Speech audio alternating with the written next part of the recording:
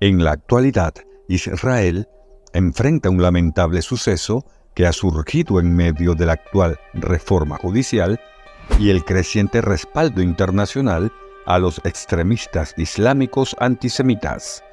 Este revelador acontecimiento en Jerusalén ha generado un apasionado debate entre los cristianos, especialmente debido a su relación con el estanque de Siloé, donde Jesús llevó a cabo un conocido milagro de curación. ¿Cuál es exactamente este perturbador descubrimiento y cómo afectará las perspectivas mundiales sobre los eventos históricos registrados en la Biblia? Acompáñanos mientras exploramos las razones detrás de este inquietante incidente en Jerusalén, que inquieta a la comunidad cristiana. Durante su estancia en la tierra, Jesús realizó numerosos milagros, desde convertir agua en vino en las bodas de Caná, hasta alimentar a la multitud con unos pocos panes y peces. Sin embargo, uno de los milagros que destacó fue el realizado en el estanque de Siloé. Según el Nuevo Testamento, Juan 9:7 y 11:1-12, Jesús curó a un hombre ciego de nacimiento en este estanque, demostrando su autoridad divina y su capacidad para realizar curaciones milagrosas. Este milagro tenía un doble propósito: mostrar que Jesús es Dios y tiene el poder de curar, y desafiar la creencia de que la enfermedad y la discapacidad siempre son consecuencia del pecado personal. Curiosamente, durante muchos años, los estudiosos e historiadores han estado intrigados por el misterio que rodea la piscina de Siloé, con dos ubicaciones en disputa que afirmaban ser el verdadero sitio bíblico e histórico. Recientes descubrimientos han revelado finalmente la ubicación real de la piscina, añadiendo a su importancia. Pero eso no es todo. Junto con esta emocionante revelación, ha ocurrido un impactante incidente en Jerusalén, dejando tanto a los cristianos como a las autoridades israelíes en estado de temor. Los detalles de este escalofriante evento están a punto de ser revelados, y es una historia que seguramente dejará a todos sin palabras. Vamos a retroceder en el tiempo hasta el período del Segundo Templo, cuando el estanque de Siloé era el centro de atención en el suburbio de Jerusalén, conocido como Acra, también llamada la Ciudad Baja. Este estanque tenía una posición especial en la historia de Jerusalén, ya que se encontraba en el punto más bajo, aproximadamente a 625 metros sobre el nivel del mar. Para llegar desde allí al monte del templo era necesario ascender unos 115 metros cuesta arriba, cubriendo una distancia de alrededor de 634 metros.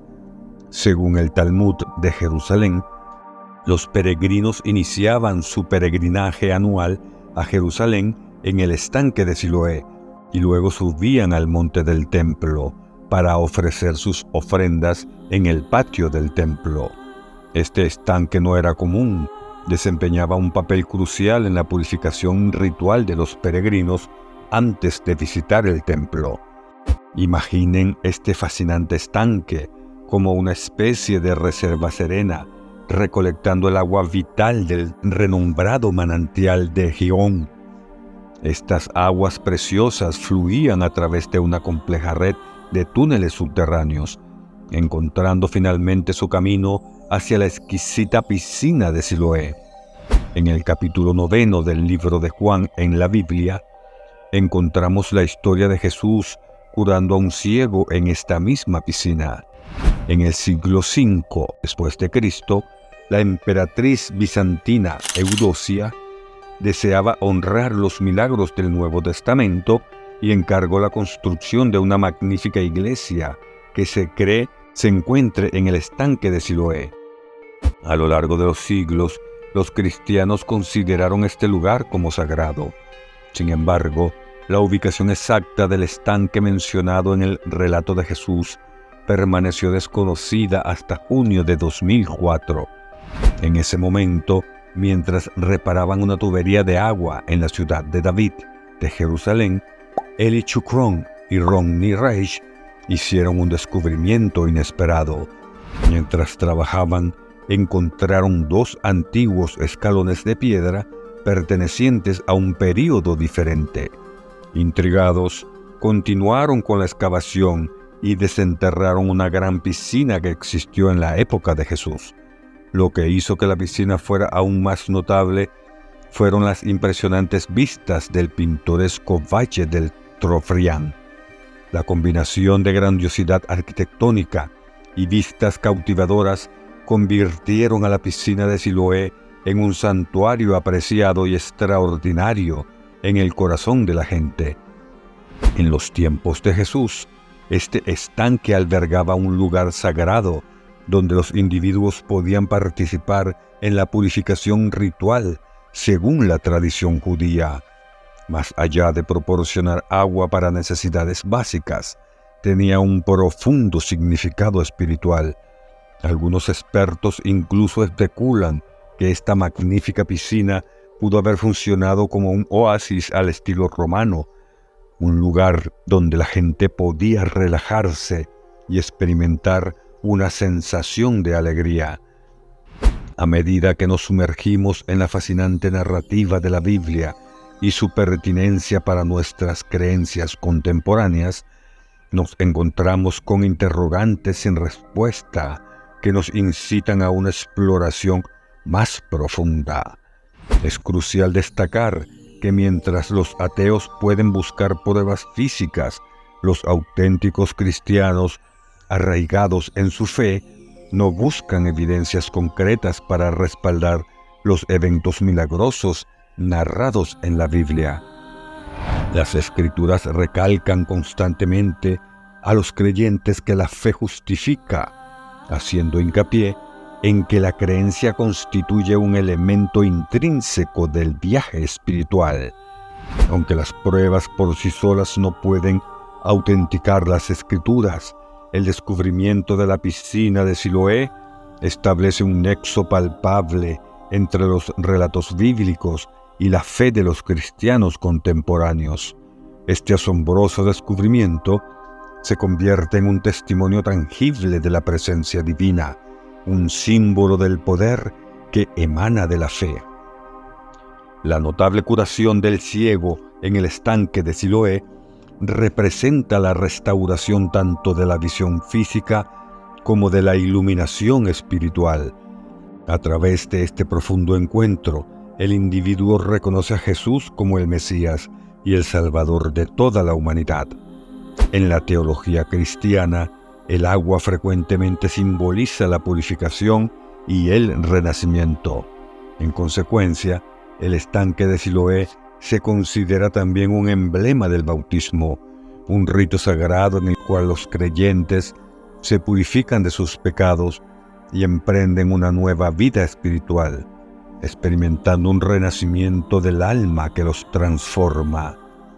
El estanque de Siloé adquiere una inmensa importancia al entrelazarse con diversas narrativas bíblicas, siendo la piedra angular de la comprensión y práctica de la fe cristiana, ya que sus aguas encierran verdades históricas y espirituales. Al mismo tiempo, mientras los ateos buscan pruebas, los seguidores de la fe avanzan gracias al poder de la creencia. Al explorar el pasado y desenterrar los tesoros de la fe, la piscina de Siloé emerge como un testimonio vivo que representa la presencia de Dios y la fe inquebrantable de los creyentes.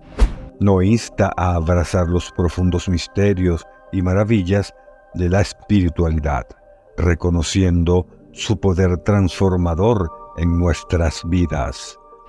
La piscina de Siloé posee una significancia que trasciende su funcionalidad práctica. Proyecta una luz brillante sobre las antiguas costumbres y sirve como un vínculo palpable con las historias sagradas inscritas en los textos religiosos. Sin embargo, es imperativo reflexionar sobre el origen de este estanque extraordinario y el viaje que condujo al reciente e inquietante incidente en Israel. Los orígenes del estanque de Siloé se remontan al venerado manantial de Gihón, la fuente principal de agua dulce de Jerusalén. El rey Ezequías tomó medidas decisivas para asegurar el suministro de agua y fortificar la ciudad contra ataques enemigos. Bajo su liderazgo, se construyó el túnel de Ezequías, que desvió las aguas vitales hacia el suroeste de la antigua ciudad de David. Antes, las aguas serpenteaban hacia el valle del Cedrón, pero con la construcción del túnel, se convirtieron en una fuente fiable de sustento para el pueblo de Jerusalén. Textos antiguos y un grabado descubierto en 1880, cerca de la piscina de Siloé, describen esta transformación, añadiendo una capa adicional de intriga a su historia. La inscripción hebrea de 6 líneas en el túnel retrata los desafíos enfrentados por los constructores, rindiendo homenaje a la determinación y destreza arquitectónica de aquellos que contribuyeron a esta maravilla. ¿Cómo era el estanque de Siloé en tiempos antiguos? ¿Qué actividades tenían lugar en sus alrededores? Este estanque, oculto en la antigua ciudad de David de Jerusalén, ha cautivado la imaginación durante casi 2 milenios. El velo de misterio que lo rodea se está levantando mientras arqueólogos se embarcan en un meticuloso examen arqueológico, construido como parte del sistema hidráulico de Jerusalén hace unos 2700 años. Durante el siglo VII a.C., el estanque de Siloé está siendo objeto de una minuciosa exploración. Según la leyenda, su creación se atribuye al rey Ezequías, quien reinó sobre el reino de Judá en el siglo VIII a.C. Ante la amenaza asiria, Ezequías buscó la intervención divina mediante la oración. En respuesta, el profeta Isaías le transmitió un mensaje del Todopoderoso: «Ve, lávate en el estanque de Siloé». Así, la piscina se convirtió en un símbolo de purificación y favor divino, un refugio para los creyentes en búsqueda de consuelo y renovación. Este reciente hallazgo acerca de Jesús tiene el potencial de reconfigurar la narrativa histórica que rodea su vida. Tras su fallecimiento, numerosos aspectos de su historia se volvieron inciertos, dado que nuestra comprensión se basa principalmente en los relatos presentes en las Sagradas Escrituras. No obstante, recientemente arqueólogos han llevado a cabo un descubrimiento significativo debajo de la tumba de Jesús, que podría arrojar nueva luz sobre lo que Jesús comunicó antes de su muerte. La cuestión clave es: ¿qué descubrieron estos arqueólogos bajo la tumba de Jesucristo? Es posible que hayan encontrado un mensaje secreto que Jesús transmitió justo antes de su fallecimiento.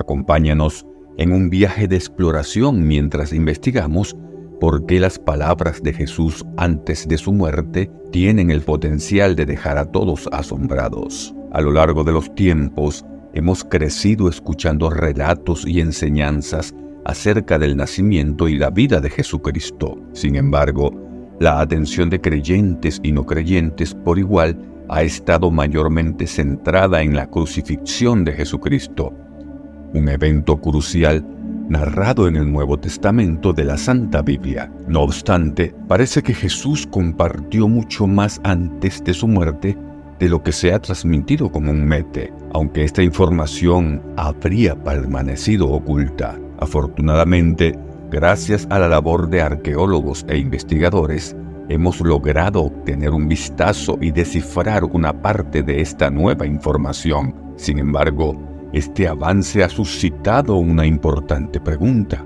¿qué grado de certeza existe respecto a que esta tumba sea la auténtica en la que Jesús fue sepultado tras su fallecimiento? La tumba de Jesucristo es reconocida como uno de los sitios más sagrados en todo el mundo, pero a lo largo del tiempo ha habido varias controversias acerca de su ubicación exacta. 3 tumbas de Jerusalén se han propuesto como posibles lugares de sepultura de Jesús: la tumba de la familia Talpiot, la tumba de la huerta, también conocida como la tumba de Gordon, y la iglesia del Santo Sepulcro. La tumba de la familia de Talpiot ganó notoriedad en 1980 y se hizo aún más conocida tras aparecer en un documental del 2007 titulado La tumba perdida de Jesús. Sin embargo, las evidencias presentadas en el documental han sido refutadas desde entonces. Además,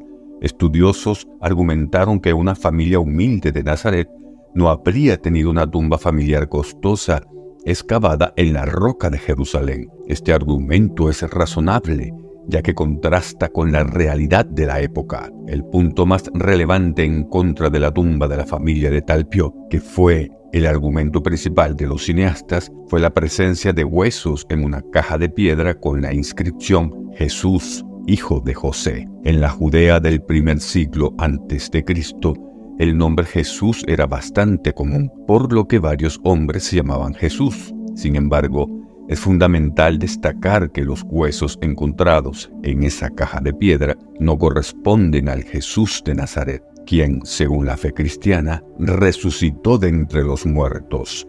La segunda posibilidad es la tumba de la huerta, descubierta a finales del siglo XIX, cuando el general británico Charles Gordon señaló un montículo cercano que se asemejaba a una calavera. Según las Sagradas Escrituras, Jesús fue crucificado en un lugar conocido como la calavera, Juan 19:17, por lo que Gordon creyó que había localizado el sitio de la crucifixión de Jesucristo. La tumba del huerto, que en la actualidad es un destino turístico muy visitado, se encuentra efectivamente en un jardín, de manera análoga a la tumba de Jesús, la cual ahora está situada fuera de los muros de Jerusalén. Es relevante destacar que la muerte y el entierro de Jesús tuvieron lugar más allá de las murallas de la ciudad, como se menciona en Hebreos 13:12. Sin embargo, expertos han señalado que la iglesia del Santo Sepulcro también habría estado ubicada fuera de las puertas de la ciudad, hasta que las murallas de Jerusalén se expandieron en el período entre el 41 y el 44 a.C. No obstante, una cuestión importante en relación con esta tumba es la disposición misma de la tumba y sus características. Además, las características de otras tumbas en la región indican claramente que esta tumba fue tallada alrededor de 600 años antes del nacimiento de Jesucristo. Los eruditos consideran altamente improbable que la tumba del huerto fuera de nueva construcción en el momento de la muerte y el entierro de Jesús. La tercera posibilidad es la iglesia del Santo Sepulcro, que ha sido consistentemente destacada por arqueólogos como el sitio con las pruebas más auténticas y convincentes. Las pruebas arqueológicas sugieren que esta área era un cementerio judío ubicado fuera de las murallas de Jerusalén en el primer siglo. Eusebio, un escritor del cuarto siglo, registró la historia de la iglesia del Santo Sepulcro y mencionó que el emperador romano Constantino envió una delegación a Jerusalén en el año 325 después de Cristo con el propósito de identificar el sitio de enterramiento de Jesús. La tradición local de esa época sostenía que la tumba de Jesús se encontraba bajo un templo construido por el emperador romano Adriano